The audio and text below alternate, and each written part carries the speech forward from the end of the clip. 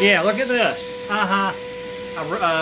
What we have here is a wire off the back of the receiver. It's wrapped around a wire, an orange wire. Now let's see where this orange wire goes. Oh yeah, let's go into this 1 megahertz. Let's see what the amplitude is. It's 39 volts sine wave at 1 megahertz, and goes all the way over here. And what are we getting? Loose coupling here.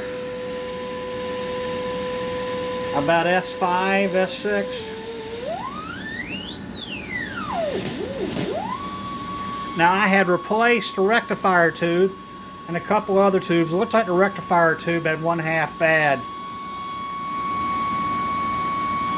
So there we go.